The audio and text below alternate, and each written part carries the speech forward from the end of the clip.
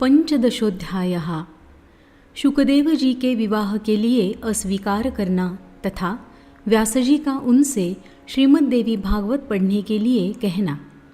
श्री शुकदेव जी बोले, हे पिताजी, सर्वदा दुख देने वाले गृहस्थाश्रम को मैं कभी स्वीकार नहीं करूँगा, क्योंकि पशु पक्षियों को फंसाने वाले जाल के समान यह आश्रम सभी मानवों के लिए सदा बंधन स्वरूप है।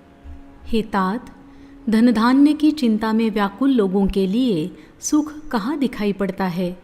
निर्धन और लोभ के वशीभूत मनुष्य अपने ही परिवारजनों द्वारा सर्वदा कष्ट पाते रहते हैं।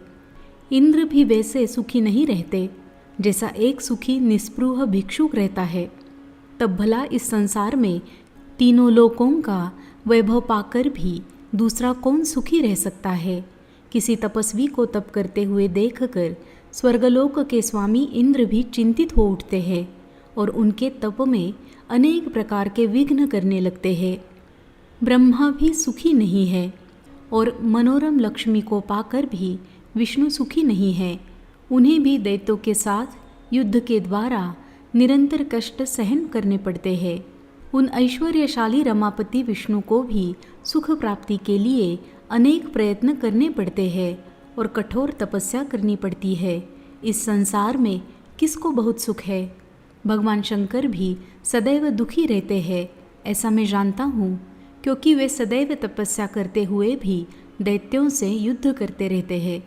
हे तात, जब धनवान होते हुए भी लोभी मनुष्य कभी भी सुखपूर्वक सो नहीं पाता, तब भला निर्धन मनुष्य कैसे सुख पा सकता है। इसीलिए हे महाभाग, यह जानते हुए भी आप अपने तेज से उत्पन्न पुत्र को दुखदायक तथा महाभयानक संसार में क्यों लगा रहे हैं। हे पिताजी, जहाँ जन्म में दुख, बुढ़ापे में दुख, मरण में दुख तथा पुनः विष्ठा और मूत्र से भरे हुए गर्भ में दुख सहन करना पड़ता है, उससे भी अधिक दुख तृष्णा और लोभ से उत्पन्न होता है। हे मानद, मरने से भी अधिक दुख मांगने में होता है। ब्राह्मण प्रतिग्रह द्वारा धन प्राप्त करते हैं और वे बुद्धि बल का उपयोग नहीं करते। दूसरे के भरोसे पर रहना परम दुखकर है तथा अहर्निश मृत्यु के समान है। सभी वेद शास्त्रों का भली भांति अध्ययन करके भी विद्वानों को धनिकों के पास जाकर सब प्रकार से उनकी प्रशंसा करनी पड़ती है। केवल पेट के लिए कोई चिंता की बात नहीं, उसे तो केवल पत्र, फल एवं कंदमूल आदि से किसी भी प्रकार संतुष्टिपूर्वक भरा जा सकता है। हे पिताजी, भार्या, पुत्र, पौत्र आदि बड़े कुटुंब के पालन में तो अनेक कष्ट सहने पड़ते हैं। ऐसी दशा में गृहस्थ को सुख कहाँ है। इसीलिए हे तात, मुझे सुखदायी ज्ञान शास्त्र और योग शास्त्र का उपदेश कीजिए। संपूर्ण कर्मकांड में मेरा मन कभी नहीं लगता, अतः कर्मक्षय का कोई उपाय बताइए जिससे संचित, प्रारब्ध एवं क्रियमाण तीनों प्रकार के कर्मफल नष्ट हो जाए। स्त्री जोंक के समान सदा पुरुष का रक्त चूसती है, जिसे बुद्धिहीन मनुष्य उसकी भावपूर्ण चेष्टाओं से मोहित होने के कारण नहीं जान पाता। स्त्री अपने संसर्ग से उसके तेज का तथा अपनी वचन चातुरी द्वारा उसके संपूर्ण धन और मन का इस प्रकार सर्वस्व का हरण कर लेती है। उससे बढ़कर दूसरा चोर कौन है। इसीलिए मेरे विचार में तो मूर्ख मनुष्य ही केवल निद्रा सुख का नाश करने के लिए स्त्री परिणय करता है। विधाता द्वारा वह दुख के लिए ही ठगा जाता है, सुख के लिए नहीं। सूत जी बोले, इस प्रकार शुकदेव की युक्तियुक्त ये बातें सुनकर व्यास जी बड़ी चिंता में पड़ गए। वे मन ही मन सोचने लगे, अब मैं क्या करूं। तत्पश्चात उनकी आंखों से दुख के आंसू बहने लगे, शरीर कांपने लगा और मन में ग्लानि होने लगी। इस प्रकार शोक करते हुए अपने दीन तथा शोकाकुल पिता को देखकर आश्चर्य से विस्मित नेत्र वाले शुकदेव जी ने अपने पिता व्यास जी से कहा, अहो, माया कितनी प्रबल है, जो कि यह वेदांत दर्शन के प्रणेता तथा वेद का सांगोपांग ज्ञान रखने वाले सर्वज्ञ पंडित मेरे पिताजी को भी मोहित कर रही है। न जाने वह कौन सी तथा कैसी अति दुष्कर माया है जो सत्यवती सुत विद्वान व्यास जी को भी मोहित कर रही है। जो पुराणों के वक्ता, महाभारत के रचयिता, वेदों के विभाग करता है, वे भी मायाजनित मोह को प्राप्त हो गए हैं। इसलिए मैं उन्हीं देवी महामाया की शरण में जाऊँ जो समस्त जगत तथा ब्रह्मा, विष्णु, महेश आदि को भी मोहित कर देती है। तब दूसरों की बात ही क्या है। इन तीनों लोकों में कौन ऐसा है जो माया से मोहित न होता हो। उस माया ने तो ब्रह्मा आदि देवताओं को भी पूर्व काल में मोहित कर दिया था। अहो, उन भगवती जगदम्बा के द्वारा रचित माया का बल तथा पराक्रम महान आश्चर्यजनक है। उन्होंने अपनी माया के प्रभाव से ही सर्वज्ञ और सर्वांतर्यामी ईश्वर को भी अपने वश में कर रखा है। पौराणिकों द्वारा कहा गया है कि व्यास जी भगवान विष्णु के अंश से उत्पन्न हुए हैं, तथापि वे आज शोक सागर में इस प्रकार डूब रहे हैं जैसे समुद्र में भग्न जलयान वाला वणिक। आज वे भी माया के वशीभूत होकर एक साधारण व्यक्ति के समान आंसू बहा रहे हैं। अहो, माया बड़ी प्रबल है जिसे बड़े बड़े विद्वान भी नहीं त्याग पाते। व्यास कौन है, मैं कौन हूँ, यह संसार क्या वस्तु है और यह कैसा भ्रम है। इस पंच भौतिक शरीर में पिता पुत्र की भावना कहाँ से आई। यह माया अतीव प्रबल है जो मायावियों को भी मोहित कर देती है, जिसके वशीभूत होकर यह द्विज कृष्ण द्वैपायन भी रुदन कर रहे हैं। सूत जी बोले, सब कारणों की एकमात्र कारण, सब देवताओं की जननी तथा ब्रह्मा आदि देवताओं की भी स्वामिनी आदिशक्ति भगवती को मन से स्मरण करके शोक सागर में डूबे हुए अपने दुखी पिता श्री व्यास जी से अरणिपुत्र शुकदेव जी ने इस प्रकार नीति युक्त वचन कहा। हे पराशर नंदन, हे महाभाग, आप तो स्वयं सब लोगों को ज्ञान देने वाले हैं। तब हे स्वामिन, आप ऐसा शोक क्यों करते हैं जैसा कोई अज्ञ साधारण व्यक्ति करता है। हे महाभाग, इस समय मैं आपका पुत्र हूँ, परंतु यह कौन जानता है कि पूर्व जन्म में मैं कौन था और आप कौन थे। यह संसार तो महात्माओं के लिए एक भ्रम मात्र है। अतएव आप धैर्य रखें, विवेक धारण करें तथा मन में खेद न करें। हे महामते, इसे मोहजाल समझकर आप शोक का परित्याग करें। भूख भोजन से मिटती है, पुत्र के देखने से नहीं। प्यास भी जल पीने से मिटती है, केवल पुत्र दर्शन से नहीं। इसी प्रकार सुगंधित पदार्थों से नाक को तथा अच्छी बातों से कानों को एवं स्त्री से विषय सुख का आनंद मिलता है। मैं आपका पुत्र हूँ, बताइए मैं आपके लिए क्या करूँ। किसी समय अजिगर्त नामक ब्राह्मण ने धन लेकर अपने पुत्र शुनशेप को यज्ञ पशु के रूप में राजा हरिश्चंद्र के हाथ बेच दिया था।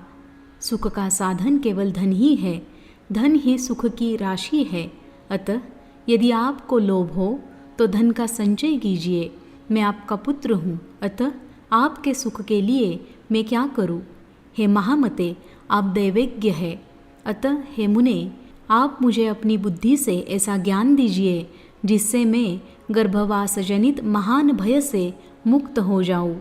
हे पवित्र आत्मन, इस कर्म भूमि में मनुष्य जन्म अति दुर्लभ है, उसमें भी उत्तम कुल में ब्राह्मण का जन्म और भी दुर्लभ है। मैं आबद्ध हूँ, यह बुद्धि मेरे चित्त से नहीं हटती। संसार के वासना जाल में यह उत्तरोत्तर बढ़ती हुई फंसती जा रही है। सूत जी बोले, असीम बुद्धि वाले अपने पुत्र शुकदेव को ऐसा कहने पर व्यास जी ने शांत एवं संन्यास आश्रम के लिए उत्सुक मन वाले शुकदेव जी से कहा। व्यास जी बोले, हे महाभाग पुत्र, मेरे द्वारा रचित श्रीमद् देवी भागवत पुराण को तुम पढ़ो। वेदतुल्य यह पवित्र पुराण अधिक विस्तृत भी नहीं है। इसमें 12 स्कंध है। यह पुराणों के 5 लक्षणों से युक्त है। मेरे विचार में यह पुराण सभी पुराणों का आभूषण है। हे महामते, जिस भागवत के सुनने मात्र से सत और असत वस्तुओं का यथार्थ ज्ञान हो जाता है, उसे तुम पढ़ो। एक बार प्रलय काल में वटपत्र पर शयन करते हुए बालरूपधारी भगवान विष्णु वहाँ सोच रहे थे कि किस चिदात्मा ने किस प्रयोजन से तथा किस द्रव्य से मुझे बाल रूप में उत्पन्न किया है, इन सब विषयों का ज्ञान मुझे कैसे हो। इस प्रकार चिंतन कर रहे महात्मा बालमुकुंद से उन आदि शक्ति भगवती ने संपूर्ण अर्थ को प्रदान करने वाले ज्ञान को आधे श्लोक में ही इस प्रकार कहा, सर्वं खल्विदं मेवाहं ज्ञानदस्ति सनातनम, अर्थात यह सब कुछ मैं ही हूँ और दूसरा कोई भी सनातन नहीं है। यह बात पहले भी भगवान विष्णु के हृदय में उत्पन्न हुई थी, इसलिए अब वे सोचने लगे कि इस सत्य वचन का उच्चारण किसने किया। इस कहने वाले को मैं कैसे जानूं, वह स्त्री है या पुरुष अथवा नपुंसक है। ऐसी चिंता वाले भगवान विष्णु ने भागवत को हृदय में धारण किया और उसी श्लोकार्थ में मन लगाए हुए वे बार बार उसका उच्चारण करने लगे। इस प्रकार वटपत्र पर सोए हुए भगवान विष्णु चिंतातुर हो गए। उसी समय शंख, चक्र, गदा, पद्म इन श्रेष्ठ आयुधों को धारण किए हुए चतुर्भुजा, शांति स्वरूपा, शांता, शिवा दिव्य वस्त्राभूषणों से सुसज्जित होकर अपने ही समान विभूतियों वाली सखियों सहित प्रादुर्भूत हुई। वे सुंदर मुख वाली भगवती महालक्ष्मी परम तेजस्वी भगवान विष्णु के समक्ष मंद मंद मुस्कुराती हुई प्रकट हुई। सूत जी बोले, उस अपार प्रलय सागर में बिना अवलंब के स्थित मनोरम रूप वाली उन दिव्य देवी को देखकर कमल नयन भगवान विष्णु बड़े ही विस्मय में पड़े। वह रति, भूति, बुद्धि, मति, कीर्ति, स्मृति, घृति, श्रद्धा, मेधा, स्वधा, स्वाहा, क्षुधा, निद्रा, दया, गति, तुष्टि, पुष्टि, क्षमा, लज्जा, जृंभा, तंद्रा, ये शक्तियाँ अलग अलग रूप में उन महादेवी के समीप सभी और खड़ी थी। वे सभी श्रेष्ठ आयुध धारण किए हुए थी, नाना प्रकार के आभूषणों से विभूषित थी तथा उनके हृदय पर मंदार की मालाएं और मोतियों के हार सुशोभित हो रहे थे।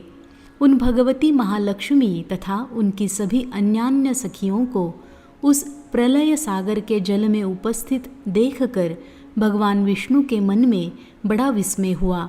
इस प्रकार भगवती की माया देखकर अतिचकित सर्वात्मा भगवान विष्णु सोचने लगे, ये देवियाँ कहाँ से आ गई, मैं वटवृक्ष के पत्ते पर कैसे आ गया, इस एकार्णव महासागर में वटवृक्ष कहाँ से उत्पन्न हो गया और किसके द्वारा मैं सुंदर स्वरूप वाला बालक बनाकर उस पर स्थापित किया गया हूँ। ये मेरी माता तो नहीं है अथवा यह कोई दुर्घट माया है। किसने और किस कारण से मुझे इस समय दर्शन दिए हैं। अब मैं इस विषय में क्या कहूँ, मैं यहाँ से कहाँ जाऊँ अथवा मौन धारण करके बाल भाव से सावधान होकर यही स्थित रहूँ। इति श्रीमद्देवी भागवते महापुराणे संहितायां प्रथमस्कन्धे शुकवैराग्यवर्णनं नाम 15 सम्पूर्णम्।